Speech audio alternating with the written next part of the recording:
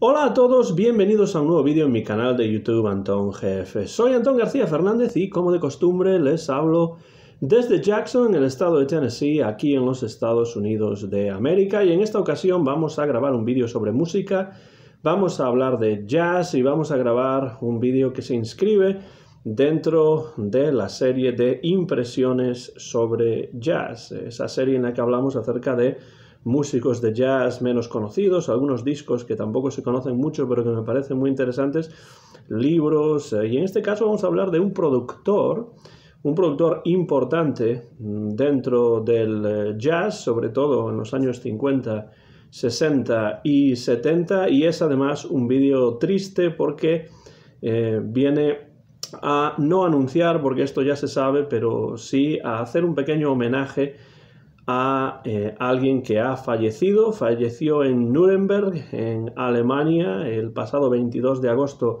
de este año en curso de 2022, y me refiero al gran Creed Taylor, uno de los más importantes productores del jazz en la segunda mitad del siglo XX. Me enteré de su fallecimiento a través del blog Jazz Wax de mi amigo, el crítico musical y crítico jazzístico del Wall Street Journal, que es Mark Myers, y pues en cuanto me enteré, pues fui a mi colección, fui a mis estanterías y empecé a desempolvar algunos discos producidos por Creed Taylor que llevaba bastante tiempo sin escuchar, y vamos a hablar un poco en esta entrega de impresiones sobre jazz acerca de su figura y de su legado musical y de la importancia que Creed Taylor ha tenido como productor dentro del jazz más innovador, dentro del jazz en algunos casos más comercial, pero siempre un jazz interesante que reflejan todos esos discos, además, una idea musical que Creed Taylor escuchaba en su cabeza y que Creed Taylor tenía en muchos casos muy clara. Un hombre muy respetado por quienes trabajaron con él,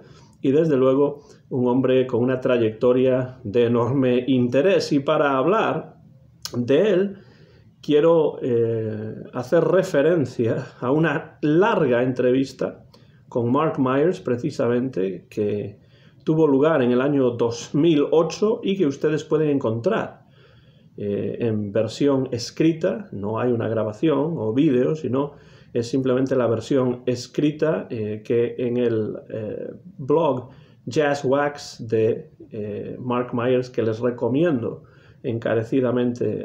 Ya lo he comentado en algún otro vídeo. Es un blog que, si ustedes están interesados en el jazz y si ustedes leen en inglés, desde luego deberían acercarse a él, porque es un blog muy interesante. Voy a dejar enlaces en la descripción tanto al blog Jazz Wax, wax como cera.com,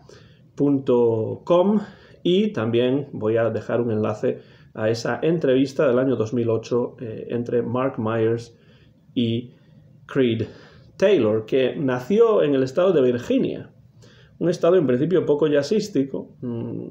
Lo que más se escuchaba en esa zona geográfica era la música country, sobre todo, de la Carter Family, el bluegrass, también parte del country de Bill Monroe.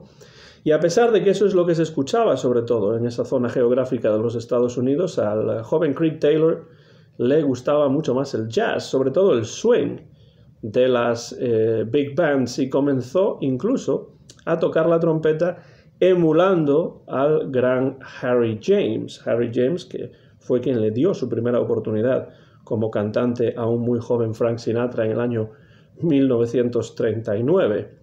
A los padres de Creed Taylor les interesaba la música, pero querían que Creed estudiase medicina. Esta idea de que la música no te va a llevar a ningún lado, aunque nos gusta la música, no queremos que nuestro hijo sea músico o se dedique a ella, mejor que estudie medicina. Y bueno, realmente él no estudió medicina, sino psicología, pero sus estudios de posgrado se interrumpieron al tener que hacer el servicio militar, teniendo incluso que ir a Corea durante la guerra, a finales de los años 40, principios de los años 50 aproximadamente. Pero antes de eso, cuando estaba en los Marines, pasó un tiempo en California, donde tuvo oportunidad de ir al Lighthouse, ese club de jazz legendario, el Lighthouse, y allí pudo escuchar en persona a músicos relacionados con el jazz de la costa oeste, como Jerry Mulligan, como Chet Baker, como Art Pepper, como Charles Mingus, como el vibrafonista Red Norvo, como Tal Farlow, un grandísimo guitarrista, y muchos otros. Y el trompetista Shorty Rogers fue uno de sus mejores amigos en esta época y le enseñó algunos acordes y progresiones que él desconocía. Creed Taylor era trompetista, no llegaba, por supuesto, a la calidad de un Harry James o de un Shorty Rogers, pero Rogers fue amigo suyo, le enseñó algunos acordes y 2 años después de iniciar el servicio militar, Creed Taylor volvería a la vida civil y regresó brevemente a Virginia, pero está claro que ese no era su lugar y no tardaría demasiado en instalarse en la ciudad de Nueva York. Y lo primero que hizo al llegar a Nueva York fue conseguir trabajo como productor en el sello Bethlehem Records. Bethlehem, que es la manera en que en inglés se refiere uno a la ciudad de Belén, ¿sí? Y allí en Bethlehem Records produjo discos de jazz muy interesantes con artistas como Oscar Pettiford, como la cantante Chris Connor, la también cantante Carmen McRae, el trompetista Charlie Shavers, incluso Jack T. Garden, uno de los grandes trombonistas de la historia del jazz, o también Herbie Mann. Y en la entrevista en la que me estoy basando para hablar sobre todo en este vídeo de Creed Taylor, la entrevista con Mark Myers, que ustedes podrán encontrar en el blog Jazz Wax, Creed Taylor en 2008 aseguraba que le habría encantado poder producir un disco para Bethlehem con Jack T. Garden y Chris Connor. Jack T. Garden al trombón y Chris Connor cantando, pero por desgracia esa sesión nunca llegó a tener lugar. A mí Jack T. Garden es uno de los trombonistas que más me gustan, que más me interesan, y desde luego habría sido muy interesante una sesión que reuniese a T. Garden y a Chris Connor.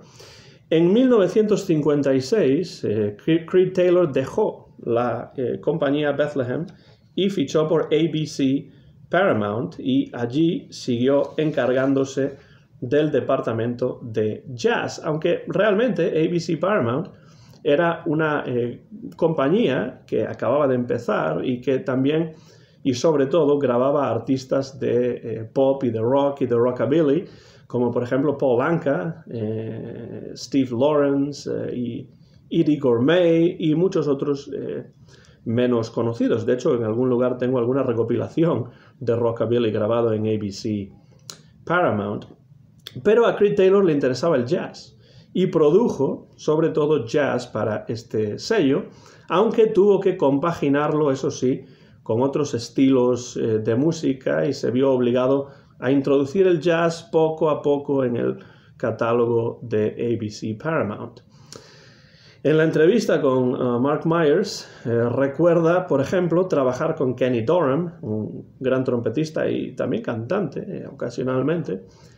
Y el primer disco de éxito notable que produjo fue un disco de Quincy Jones, nada más y nada menos, uno que se titula This is How I Feel About Jazz, así es como yo me siento en relación al jazz, o esto es lo que pienso sobre el jazz.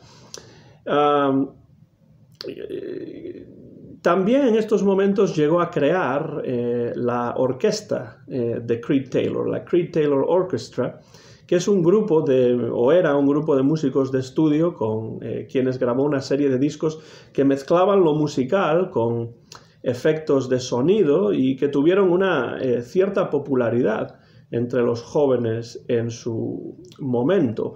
cualquier cosa realmente en esta época, en estos años, excepto grabar rock, porque el rock no le interesaba demasiado en estos años a Creed Taylor y prefería centrarse en producir cuando se lo permitían, por supuesto, los mandamases de ABC Paramount.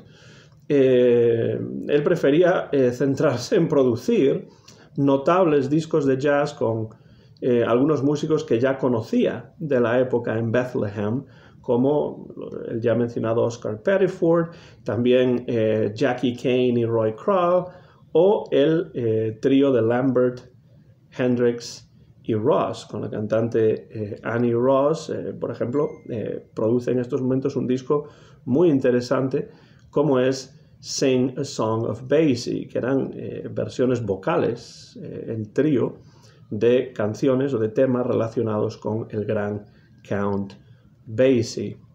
Creed Taylor estaría en ABC Paramount hasta el año 1961, unos cuantos años, y jugó además un papel importante en el lanzamiento del sello Impulse, uno de los más importantes de la historia del jazz, un sello discográfico en el que grabarían grandes como John Coltrane, por ejemplo, entre muchos otros. Hay grandísimos discos de este sello, de Impulse, y es un sello que él ayudó a crear. Esto ocurrió en 1959, el lanzamiento del sello Impulse, en unos momentos en los que además Creed Taylor se estaba interesando cada vez más y más en la presentación de los discos de jazz, en las portadas y en todo lo relativo a la edición física de las grabaciones. La idea del disco como un objeto que va más allá de un continente para la música, que va más allá de lo que es simplemente lo auditivo y se centra también en lo visual. Y su idea era producir discos de enorme calidad, editados en formato gatefold, como se dice en inglés, es decir, que se pudiesen abrir y que incluyesen las notas en el interior, algo que, por cierto, veríamos posteriormente en el Sgt. Pepper's de los Beatles, por ejemplo, que también se abría, aunque no había notas en el interior, pero también se abría.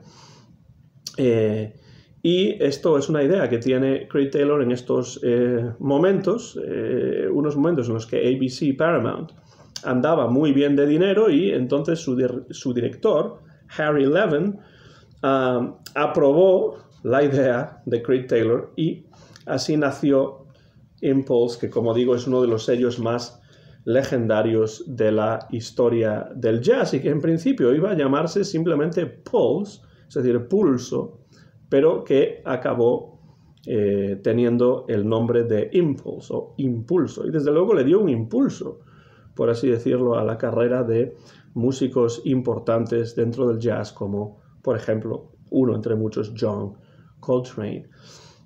El sello Impulse salió al mercado con 4 discos editados al mismo tiempo. Un disco de J.J. Johnson y Kay Winding, de trombón, un disco de Ray Charles, ¿sí? El mismo Ray Charles que después sería conocido por sus grabaciones más de soul, pero que también tiene discos de jazz muy interesantes. Otro disco que era simplemente de Kay Winding, ya no con J.J. Johnson. Algún día tendré que hablar de J.J. Johnson y de Kay Winding en esta serie de vídeos, por cierto, porque me encanta la música de estos dos. Y también el famoso disco, o que se convertiría en famoso disco, de Gil Evans, Out of the Cool. Todos ellos publicados en el año 1961.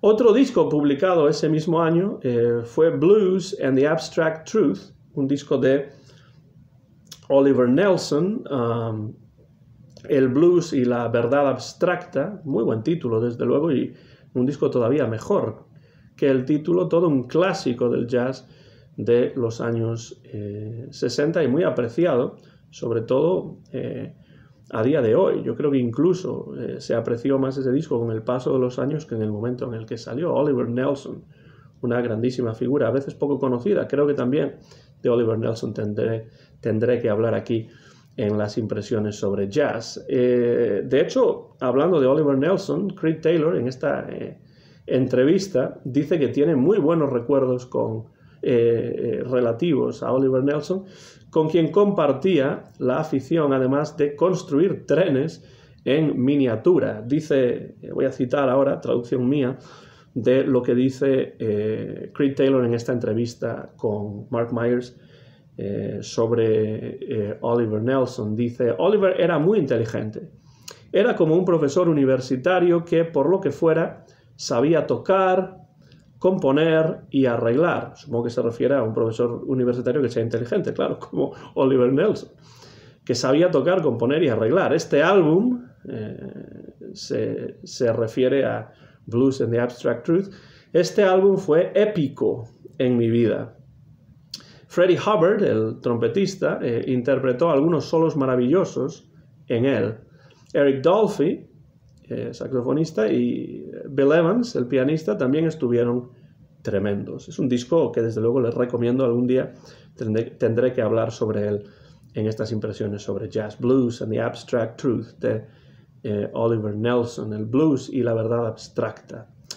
De hecho, en 1964 habría un segundo disco, More Blues and the Abstract Truth, más blues y verdad abstracta, con el que Taylor ya no tuvo nada que ver porque para entonces estaba ya trabajando para Verve Records. Pero antes de entrar en Verve, tuvo todavía tiempo para producir el disco Africa Brass de John Coltrane, que es un álbum con un distintivo sabor africano, como ya indica el título, y parece ser que hubo dos mezclas de este álbum, una con más énfasis en el elemento africano de la música, de la percusión sobre todo. Esta es la que más le gustaba a Coltrane, esta versión, esta mezcla, y otra en la que ese elemento tenía menos presencia, el elemento percusivo africano tenía menos presencia, y esa es la que más le gustaba a Eric Dolphy, que también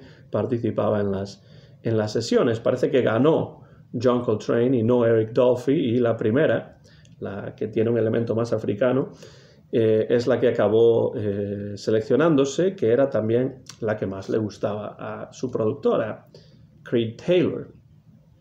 En 1961, Creed Taylor dejó ABC Paramount e Impulse, también el sello que había ayudado a crear, y pasó a Verve Records, el sello legendario que Norman Granz acababa de vender por una buena cantidad, además. La visión de Norman Granz de Verve, como un sello que ofrecía el jazz de mejor calidad, aunque no siempre fuese comercial, cambió después de la venta de la compañía, volviéndose Verve un sello más comercial, pero manteniendo, eso sí, una enorme calidad musical. No hay por qué pensar que algo más comercial tenga que tener menor calidad musical, ni mucho menos. Y en esto tuvo una enorme importancia Creed Taylor, en esto de que sea un sonido más comercial, pero todavía con mucho cuidado en lo relativo a la calidad musical, viendo que el pop era un estilo que desde luego gozaba del favor del público a principios de los años 60 y realmente durante todos los años 60, 70, etc. Taylor hizo lo posible por acercar a los artistas de jazz del sello de Verve al pop.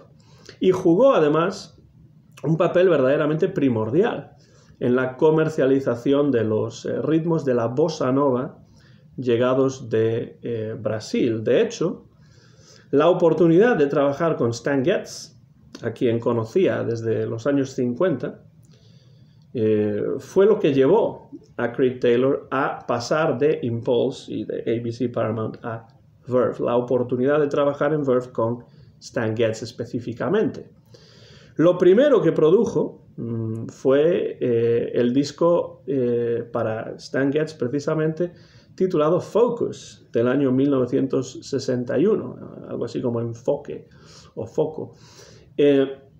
Un álbum bastante experimental, por cierto, en el que el saxofonista estaba acompañado por toda una sección de cuerdas, algo así como Charlie Parker con cuerdas, Charlie Parker with strings, pero en este caso con Stan Getz y con excepcionales arreglos nada más y nada menos que del arreglista Eddie Sauter de la Sauter and Finnegan Orchestra, Eddie Sauter y Bill Finnegan.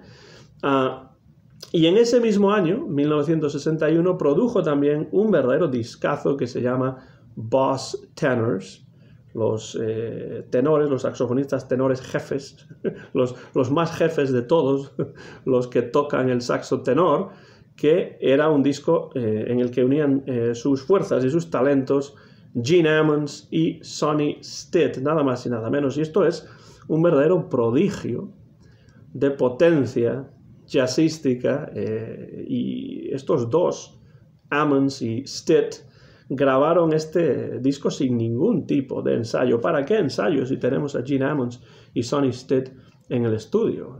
Tan bueno es ese disco, y a mí me gusta muchísimo y se lo recomiendo encarecidamente.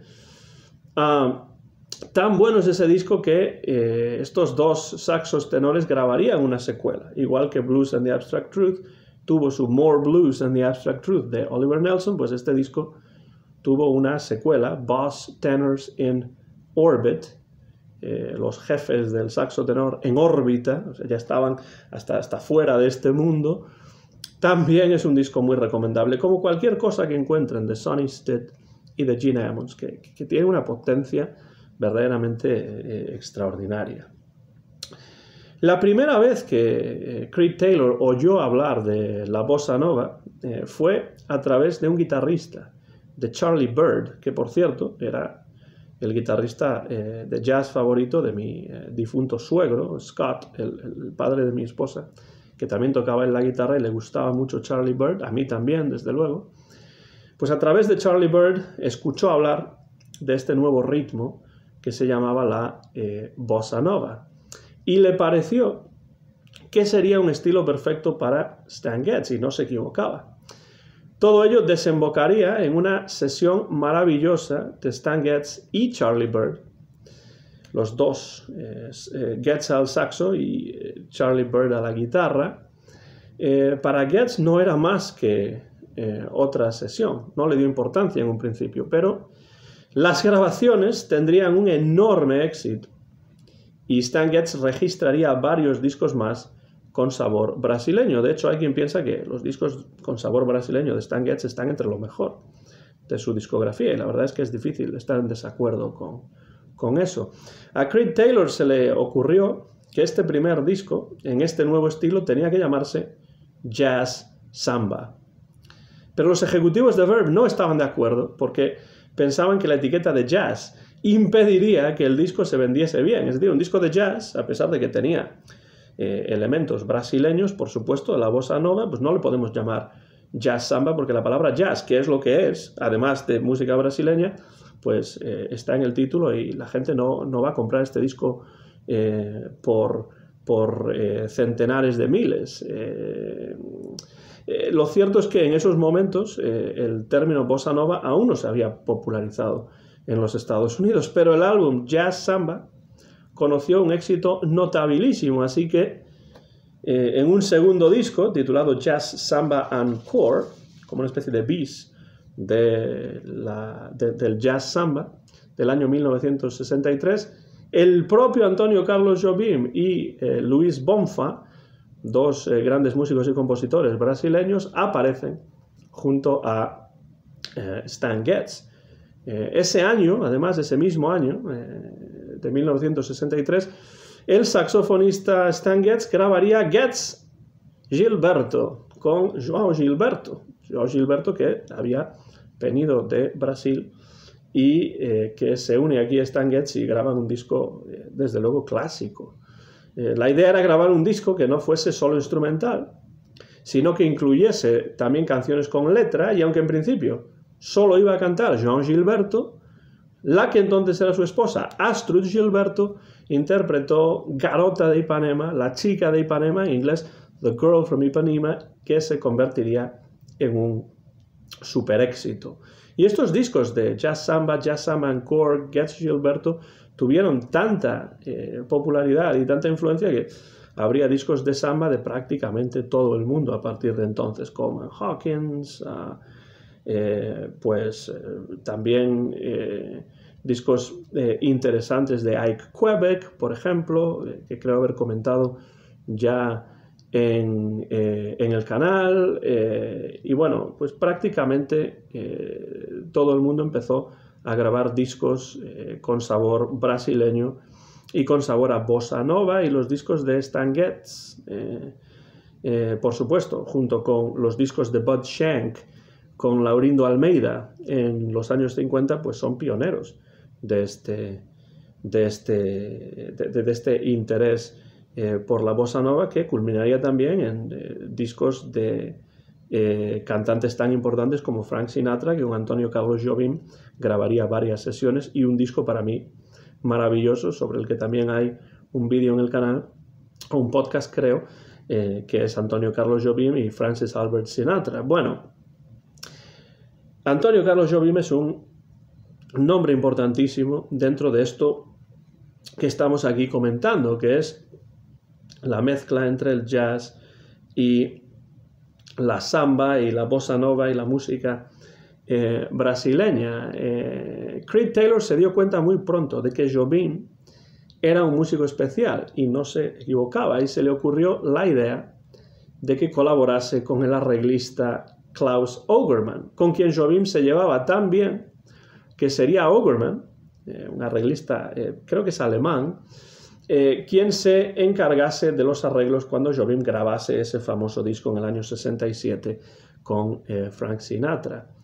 Pero no todo sería bossa nova durante estos años de Creed Taylor en Verve, porque, por ejemplo, él también fue el responsable del éxito More, sacada la canción de la película Mondo Cane, el éxito More, en este caso de Kay Winding, así como también del disco de piano solo de Bill Evans, que es una verdadera maravilla, que se llama Conversaciones conmigo mismo, Conversations with Myself, un álbum en el que Bill Evans grabó, gracias al proceso de overdubbing, es decir, grabar por encima de otras grabaciones, 3 partes de piano distintas, y por eso son conversaciones consigo mismo, con el propio Bill Evans, porque no toca nadie más que él. Es un disco de piano solo, parece que hay varios pianistas, pero solamente es Bill Evans quien toca todas las partes. Este es el disco favorito que Creed Taylor selecciona entre los muchos que Bill Evans grabó a lo largo de su carrera. Bill Evans aparece también en unas sesiones con Stan Getz, que algunos críticos infravaloran, considerando que no existía la química necesaria entre los dos, entre Bill Evans y Stan Getz. Yo, con todo el respeto posible, discrepo, porque a mí me gusta mucho. Creo que es un disco muy interesante en el que vemos a 2 músicos de jazz muy diferentes, pero que son capaces de tocar juntos y de crear un disco que yo creo que se puede disfrutar muchísimo. En esta entrevista con Mark Myers, Creed Taylor habla mucho acerca de Bill Evans y dice que solía llevar en coche a Bill Evans a muchas de las sesiones en el famoso estudio de Rudy Van Gelder en Nueva Jersey, y ya digo, en esta entrevista recuerda que le encantaba a Creed Taylor charlar con Bill Evans porque era una persona muy culta a la que le encantaba leer. Solían hablar de temas de actualidad y frecuentemente solían hablar también acerca de filosofía. En Verve, Creed Taylor también trabajó con el guitarrista Wes Montgomery en álbumes como, por ejemplo, Moving West, o Bumping, o Going Out of My Head, o este que tengo aquí, que es el que he encontrado en mis estanterías, Smoking at the Half Note, un grandísimo disco en directo producido por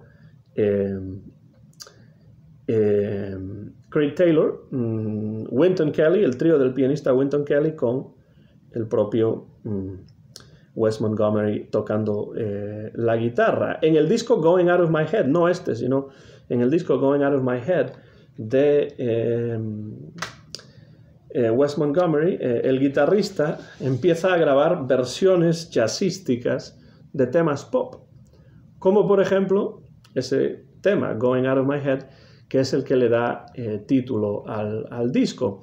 La idea, la verdad, es que no convencía demasiado a Wes Montgomery, pese a que no sería ningún otro, sino Oliver Nelson, el que se encargaría de los arreglos. Pero Creed Taylor tenía una idea en la cabeza. Creed Taylor pensaba que esto podía tener éxito y acabó convenciendo a Wes Montgomery, y esto granjearía un enorme éxito al guitarrista, que empezó a sonar frecuentemente en la radio y que continuaría grabando durante varios años este tipo de temas, en muchos casos a las órdenes de Taylor. Siguiendo con su interés por la música brasileña, pues Creed Taylor también produjo sesiones del organista Walter Wanderley para Verve y posteriormente también para el sello A&M. Rainforest, que el organista brasileño Walter Wanderley grabó en una sola toma, nada más llegar de Brasil, se convirtió en un enorme éxito. Sí, a Walter Wanderley lo trajeron desde Brasil y el hombre viajó en avión, llegó a los Estados Unidos, se bajó del avión y allí ya se fue, por lo que parece, o eso dice la leyenda, a grabar ese disco Rainforest, que también es un disco verdaderamente interesante. Creed Taylor dejaría Verve en el año 1966 y ya en la cena de los Grammy del año 1965, el también trompetista Herb Alpert, conocido por sus discos con el grupo Tijuana Brass, y Jerry Moss habían intentado convencer a Taylor para que aceptase la oferta del sello A&M. Y poco después Taylor aceptaría esa oferta. Una de las cosas que más hizo por convencerlo fue que Herb Alpert y Jerry Moss le prometieron que le permitirían iniciar su propio sello subsidiario, que acabaría llamándose CTI o CTI, es decir, Creed Taylor Incorporated. Esto le ofrecía a Creed Taylor un nivel de independencia creativa absolutamente inusitado, y así comenzó a producir lo que realmente quería producir. Discos innovadores como A Day in the Life de Wes Montgomery, en el que toca ese tema del Sgt. Pepper's de los Beatles, y realmente es uno de mis es una de mis versiones jazzísticas de temas de los Beatles favoritas, desde luego, porque es una reimaginación, es decir, reinventa esta canción de los Beatles en clave de jazz desde un punto de vista muy, muy personal. Otro gran disco es este que tengo aquí en la mano, es el clásico entre clásicos de Antonio Carlos Jobim, titulado Wave. Taylor acabaría centrándose en CTI, en CTI, y dejando A&M precisamente debido a este interés que tenía en mantener su independencia creativa. Esto era una obsesión de Creed Taylor a lo largo de su carrera, poder tener una cierta independencia creativa. Y aunque se llevaba muy bien con Herb Alpert, empezó a preocuparse un poco al ver que Alpert le hacía demasiadas sugerencias en lo relativo a los discos que producía, y acabó decidiendo que prefería seguir su propio camino con CTI. Y dice Taylor en la entrevista sobre esto lo siguiente, dice Creed Taylor a Mark Myers: a Herb Alpert le encantaban Paul Desmond, el saxofonista que había tocado, por supuesto, con Dave Brubeck. Le encantaban Paul Desmond, Wes Montgomery y otros artistas a quienes yo estaba produciendo. Pero yo me daba cuenta, por sus sugerencias, de que él tenía una visión creativa diferente para ellos. Y empecé a sentirme obligado a incorporar sus sugerencias, que estaban llevando mis sensibilidades en la dirección equivocada. Comprendí que tenía que crear mi propia compañía para lograr lo que tenía en mente. Y eso es precisamente lo que hace Creed Taylor. En un momento en el que además el jazz estaba cambiando a pasos agigantados a finales de los años 60 y Taylor se dio cuenta de todo esto. Además de lo de la libertad creativa, él se da cuenta de que el jazz está cambiando. Y en la entrevista con Mark Myers comenta lo siguiente: vi que había sitio para un jazz que no ignorase completamente otros estilos musicales de éxito en aquel momento que tenían mérito musical. Me gustaba lo que Blue Note había estado haciendo en este sentido a principios de los años 60. Se refiere, por ejemplo, al disco Sidewinder de Lee Morgan o a Back at the Chicken Shack, el grandísimo disco en directo del organista Jimmy Smith. Y continúa diciendo: Blue Note había puesto un pie en el rhythm and blues y otro en el jazz improvisado contemporáneo.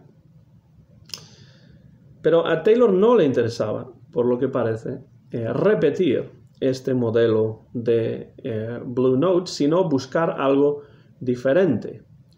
Los álbumes, además, en estos momentos empezaban a ganar terreno a los singles y Taylor pensaba que el público estaba preparado ya para el tipo de música que él quería producir, por no hablar del aspecto gráfico de las portadas. De nuevo, la idea de que el disco es más que el continente para la música o el vehículo para la música y que además de algo auditivo tiene que incluir algo que tenga interés también visual. El disco como un medio audiovisual en cierto sentido, es decir, se ve la portada, se disfruta la portada, se leen las notas y se escucha la música, por supuesto.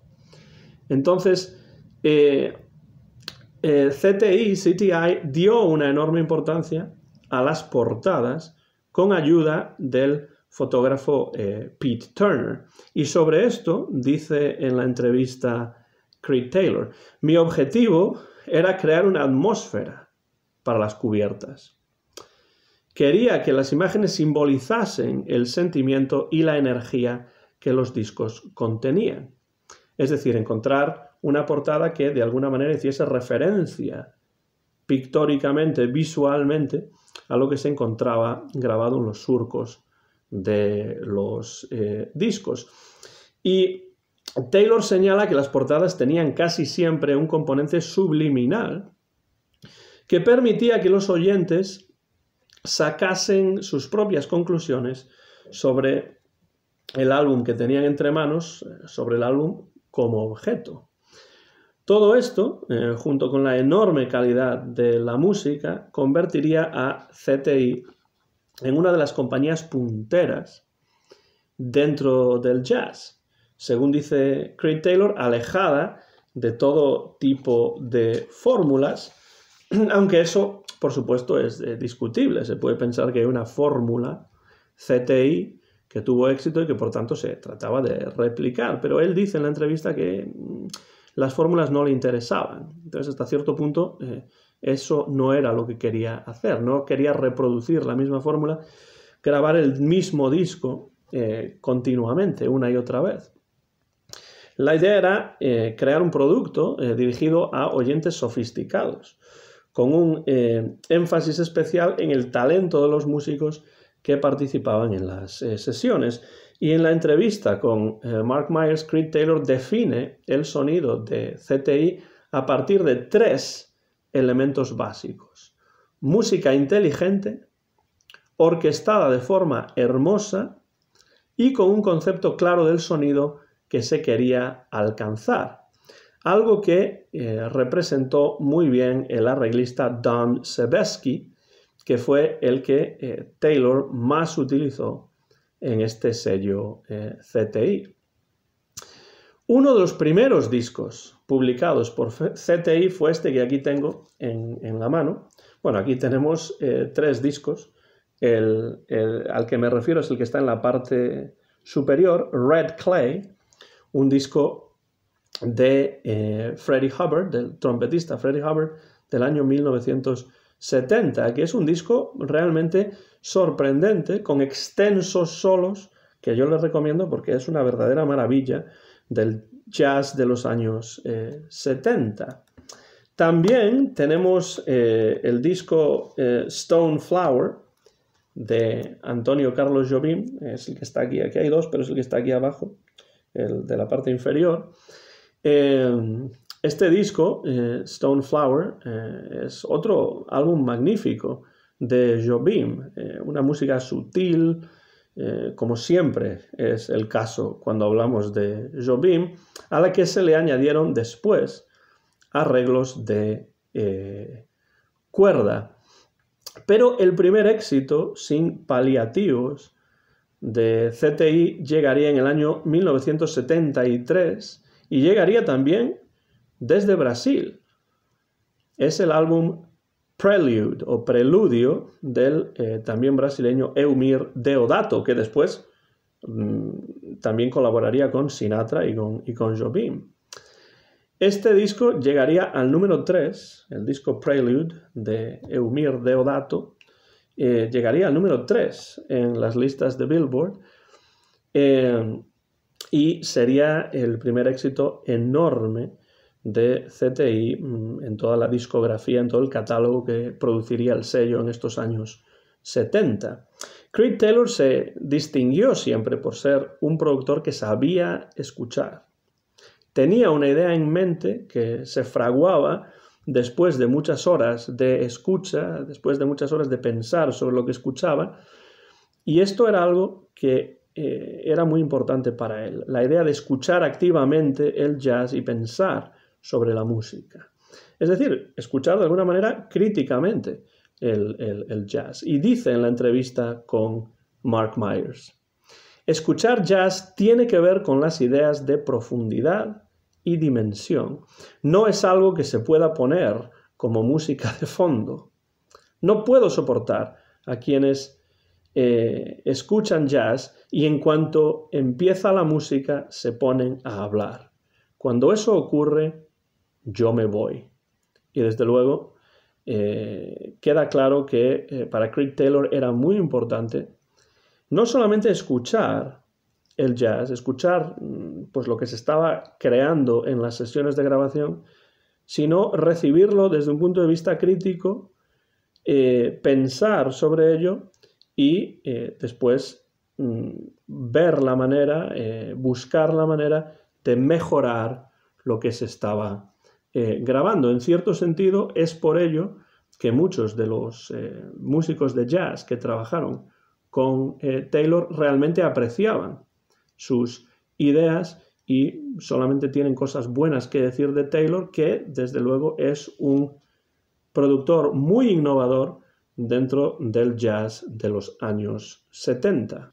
Otro disco notable del sello CTI o CTI producido por Creed Taylor es el disco Crying Song, que aquí tengo, del flautista Hubert Laws, un disco grabado nada más y nada menos que en el American Sound Studio de Chips Moman en Memphis, Tennessee, no muy lejos de donde yo les hablo, aquí Jackson, Tennessee, pues en Memphis, en el American Sound Studio de Chips Moman, se grabó este álbum y ese es el mismo estudio en el que, por ejemplo, Elvis Presley grabaría sus famosas sesiones del año 1969, de las que salieron canciones como In the Ghetto, Suspicious Minds y muchas otras. Y este disco que tengo aquí en la mano, Crying Song, que a mí me parece sin ninguna duda uno de los mejores discos de Hubert Laws, otro músico poco conocido, la verdad,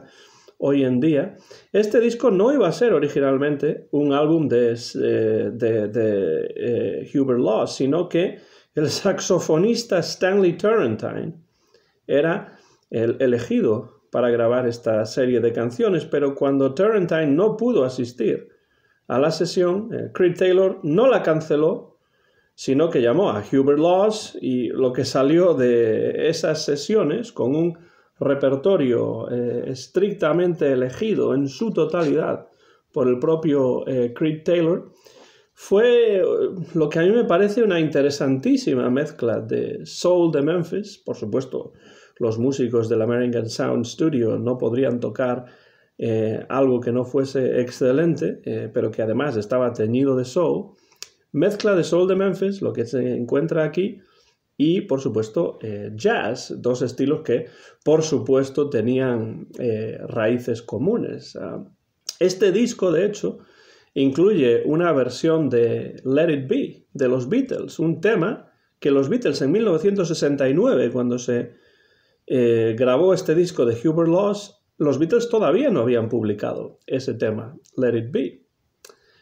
La explicación de esto la ofrece el propio Creed Taylor en la entrevista con Mark Myers, cuando dice que a Paul McCartney le había gustado tanto el disco A Day in the Life de Wes Montgomery, que le había enviado a Creed Taylor una cinta con algunas grabaciones de las sesiones del disco Let It Be, que en aquellos momentos se iba a publicar como Get Back. En aquellos momentos todavía no se sabía que el disco iba a llamarse Let It Be, en principio se iba a llamar Get Back, y es por eso que el documental que Peter Jackson ha publicado o ha producido recientemente sobre esas sesiones de los Beatles se llama The Beatles Get Back. Bueno, pues Paul McCartney le envió a Creed Taylor una cinta con algunas de las grabaciones de estas sesiones todavía inéditas, y así conoció Creed Taylor la canción mucho antes de su publicación oficial, y por eso la graba Hubert Laws en este disco Crying Song, su versión llena de soul realmente, mucho antes publicada, mucho antes que la versión de los Beatles que saldría en el disco de 1970 Let It Be. No el último en ser grabado de los Beatles, pero sí el último en publicarse. Este es un muy buen disco para entrar en la discografía de Hubert Laws, que es un flautista, ya digo, poco conocido, pero de enorme interés, que aquí mezcla diferentes estilos y crea un disco muy atractivo, bastante comercial, pero de verdadera calidad musical. Las yuxtaposiciones sorprendentes son algo que siempre le interesó a Creed Taylor, como por ejemplo la colaboración entre Astrud Gilberto y Stanley Turrentine. Es un disco en principio sorprendente, con un saxofonista como Stanley Turrentine y una voz tan particular como la de Astrud Gilberto, pero funciona muy bien porque de nuevo Creed Taylor tiene una idea clara de qué es lo que quiere conseguir con estas sesiones y con estas yuxtaposiciones. También el disco Giant Box, la caja gigante de Don Sebesky, del que ya hablamos anteriormente, salió de unas sesiones multitudinarias con más de 50 músicos, arreglos del propio Don Sebesky y el concepto de conseguir el sonido más potente y más grandioso posible con la ayuda de una serie larguísima de músicos, un grupo enorme de músicos que contribuyen a este disco Giant Box de Don Sebesky. Y aunque este álbum doble de Sebesky no vendió tanto como otros en esta época, como por ejemplo el de Eumir Deodato, por ejemplo, que habíamos mencionado anteriormente, aunque el de Sebesky Giant Box no vendió tanto como otros, sigue siendo uno de los discos, en mi opinión, más interesantes de estos años de esplendor del sello CTI o CTI, que coinciden con la primera mitad de la década de los años 70 del siglo XX. Los álbumes de Grover Washington Jr. También se encuentran entre mis favoritos del catálogo de este sello. Por ejemplo, Inner City Blues del año 1971 se convertiría en uno de los mayores éxitos de la etiqueta subsidiaria llamada Kudu, que es como una especie de sello dentro de CTI, que en principio iba a ser este disco, Inner City Blues, una sesión liderada por Hank Crawford, pero este fue arrestado en Memphis por posesión de marihuana y, por tanto, Creed Taylor se vio obligado a sustituirlo por otro músico y a pedirle a Grover Washington Jr. que se encargase él de la parte de Hank Crawford.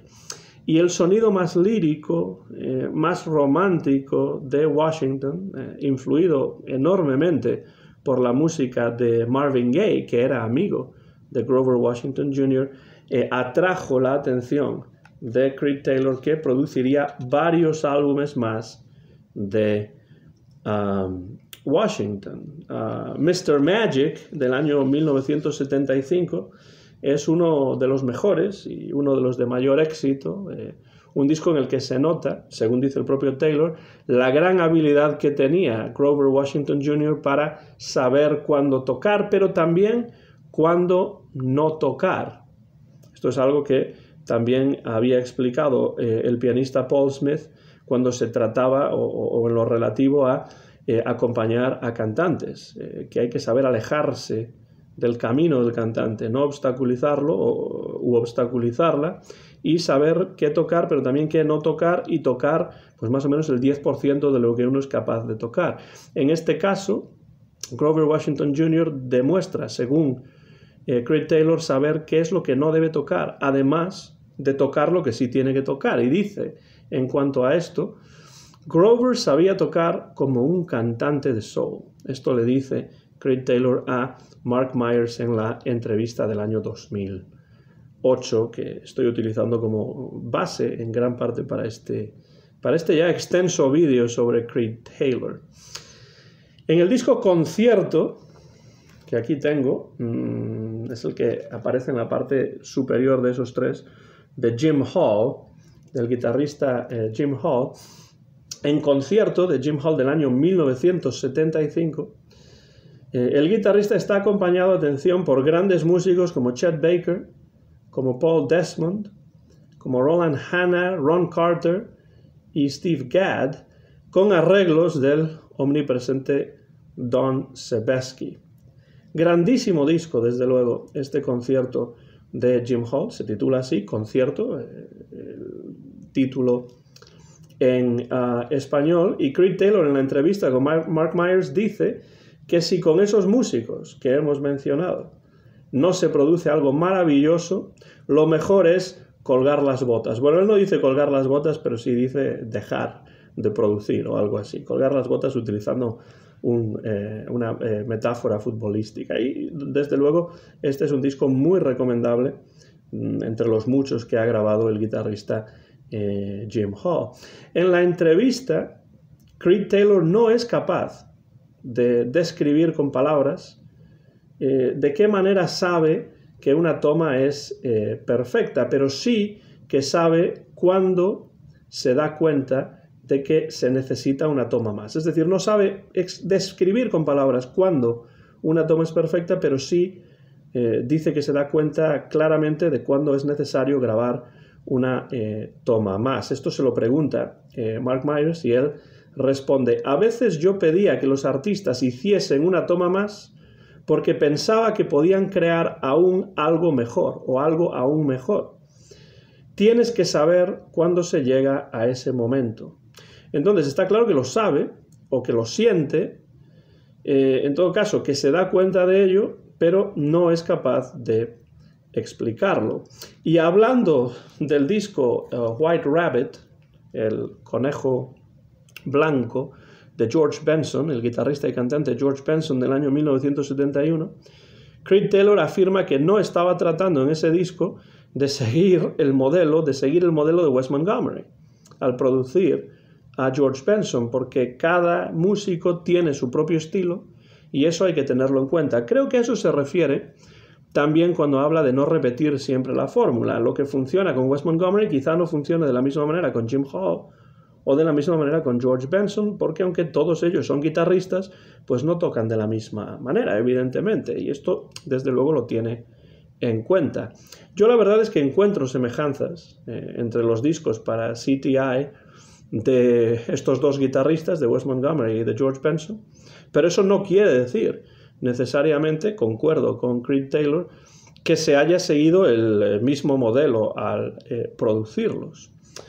Otra cantante y pianista muy interesante, compositora también, Nina Simone, o como se dice en España en general, Nina Simone, también grabó con Creed Taylor, por ejemplo, en el año 1978, el disco Baltimore, grabado no en los Estados Unidos, sino en Bélgica, y este disco ocasionó bastantes percances derivados sobre todo de los problemas personales que sufría Nina Simone, que incluso, según dice Creed Taylor, trató de lanzar una televisión por la ventana cuando un cheque que esperaba no llegó a tiempo desde los Estados Unidos, y entonces Creed Taylor tuvo que conversar seriamente con ella, la sacó del estudio y estuvo hablando con ella un tiempo para lograr completar estas sesiones para el disco Baltimore, para que colaborase con los demás músicos en el estudio, y desde luego, si ustedes escuchan el disco, verán que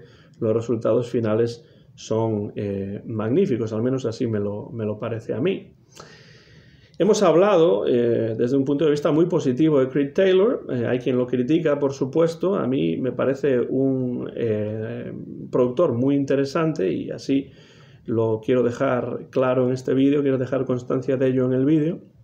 Pero sí es cierto que la historia del sello CTI tiene también sus momentos bastante oscuros. Algo de lo que Creed Taylor habla con franqueza en la entrevista con Mark Myers, a pesar de que es un tema, lógicamente, que en general ha querido o quiso siempre evitar, porque se nota que era algo bastante doloroso para él. Los problemas, por lo que parece, comenzaron ya en el año 1973, poco después del éxito del disco de Eumir Deodato, Prelude, del que habíamos hablado anteriormente, el primer éxito sin paliativos del sello CTI, cuando este sello era una de las compañías de jazz más importantes de los Estados Unidos. Y estos problemas, que empiezan en 1973, tienen que ver con los costes de distribución. Comprendiendo el éxito de CTI, tanto Warner Brothers como Columbia le propusieron a Taylor encargarse de la distribución, pero este no aceptó y les comunicó que CTI se ocuparía de su propia distribución, y acto seguido abrió 8 oficinas, no solo una, ni 2, ni 3, 8 oficinas de distribución en los Estados Unidos y en Canadá. Pero cuando se vendieron todas las existencias del disco de Eumir Deodato, de Prelude, no tenían otros álbumes que generasen ese tipo de ventas en el catálogo, y tuvieron que cerrar esas oficinas de distribución con un alto coste económico para la compañía. Y entonces, en este contexto de dificultades económicas, CTI trató de producir a artistas de soul e incluso de música disco. Estos dos estilos tenían un éxito importante a mediados de los años 70, y con algunos de estos cantantes, como Esther Phillips, por ejemplo, llegaron a tener bastante éxito, pero no fue suficiente para hacer frente a los problemas de dinero galopantes que sufría CTI. Y la solución podría haber llegado a través de Warner Brothers y a través de George Benson. George Benson tenía todavía contrato con CTI a mediados de los años 70, estaba teniendo éxito, y los ejecutivos de la Warner acordaron con Creed Taylor que George Benson grabaría un disco para Warner, y si tenía éxito, el siguiente álbum lo grabaría con CTI, con la idea de que el éxito quizá continuase con este segundo disco. Es decir, si tenía éxito con el disco grabado para Warner Brothers, pues probablemente ese éxito pues ayudaría al disco grabado en CTI. Y sí, George Benson tuvo un éxito fulminante con el álbum Breezing del año 1976, que es el disco que contiene su famoso tema The Masquerade, la mascarada. Y Warner, atención, aquí es donde llega el problema para Creed Taylor, la Warner le prohibió a partir de ese momento grabar en solitario con otra compañía que no fuese Warner, rompiendo unilateralmente el acuerdo con Taylor. Desde luego, uno no puede hacer acuerdos o firmar acuerdos de este tipo con compañías grandes como la Warner, porque tienen el poder suficiente como para pasar completamente del acuerdo y romperlo unilateralmente. CTI hizo un último intento, esta vez con Columbia, que se encargaría de la distribución de los discos del sello, y quizá de esta manera se podría arreglar el problema económico de CTI. La idea era grabar en la ciudad de Muscle Shoals, en Alabama, un disco de la cantante pop Patti Austin, y que Columbia lo promocionase y lo distribuyese. Pero Taylor considera en esta entrevista con Mark Myers que la promoción de Columbia no fue la adecuada, dejó mucho que desear. Por ejemplo, no aprovecharon el poder de las emisoras de radio afroamericanas dirigidas a la población afroamericana en un disco que claramente podría estar dirigido en gran parte a esta población, además, por supuesto, de a todo tipo de oyentes, pero específicamente a esta población que escuchaba estas emisoras, y decidieron dejar de lado estas emisoras en la promoción, y el disco no tuvo la repercusión que quizá debería haber tenido. Para tratar de salvar la compañía, Columbia le prestó $600,000 a CTI con la idea de que se los fuese devolviendo, pero en 1978 Creed Taylor ya no fue capaz de cumplir con los plazos de ese préstamo, porque estamos hablando de $600,000, más de $500,000 a mediados de los años 70 aproximadamente, que era mucho dinero. Y por tanto, como no pudo cumplir con los plazos ya en 1978, tuvo que declararse en bancarrota, y Columbia se quedó con todo el catálogo de CTI, que ha ido reeditando de una forma un tanto desigual. Bueno, tenemos algunos ejemplos aquí de reediciones, por ejemplo el Crying Song de Hubert Laws, que he mencionado y he enseñado a cámara ya anteriormente. Pero las reediciones de Columbia del catálogo de CTI en disco compacto ha sido una reedición, un proceso bastante desigual. Muchos de los álbumes clásicos del sello se pueden encontrar en CD, en versiones remasterizadas, pero no todos. Y lo que sí es cierto es que Taylor al menos recibió unos $3 millones tras denunciar ante la justicia a Warner Brothers por todo lo ocurrido en relación con George Benson y el acuerdo que tenían y que la Warner no cumplió. Así que pasado el tiempo, Creed Taylor sí que recibió una recompensa económica. Tuvo la Warner que pagar una multa económica por haber roto unilateralmente ese contrato, pero ya era demasiado tarde para salvar la compañía de la bancarrota, que pues la llevó a realmente la desaparición y a ser subsumida en el catálogo de Columbia. Ya digo que una de las razones de que esté grabando este vídeo, aunque realmente lo merece por completo Creed Taylor y lo habría grabado de cualquier otra manera, es que Taylor falleció en Nuremberg el pasado 22 de agosto de este año 2022, y esto dejó al jazz sin uno de sus productores más importantes. Un hombre siempre preocupado por la calidad de la música, por sacar siempre lo mejor de los músicos que producía en el estudio, un productor que, como hemos dicho, tenía una visión muy clara, sabía muy bien qué es lo que quería conseguir en el estudio, y sabía también cómo plasmar en los surcos de los discos el sonido que escuchaba en su imaginación. Para ir terminando este vídeo, que como ya he dicho está quedando muy largo, quizá creo que sin duda es el vídeo hasta el momento más extenso de esta serie de impresiones sobre jazz, para ir terminando quiero mencionar lo que el crítico Mark Myers, amigo personal de Creed Taylor y artífice de esa entrevista que he estado comentando y que he estado utilizando en parte para la confección de este vídeo, Mark Myers ha escrito lo siguiente después de conocer la muerte de su amigo, su admirado y también mi admirado Creed Taylor. Dice Mark Myers en Jazz Wax, en su blog dedicado al jazz, que yo les recomiendo que lean si es que leen en inglés. Muy recomendable este blog de Mark Myers, jazzwax.com.